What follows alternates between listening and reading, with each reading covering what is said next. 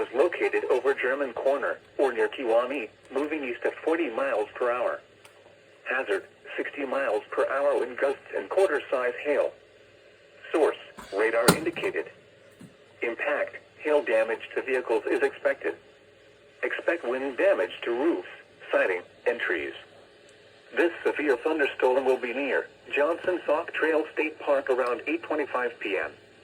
Sheffield and Neponset around 8:35 p.m. Other locations in the path of the severe thunderstorm include Buda, Milo, Providence, Triskel, and Lone Tree Corners.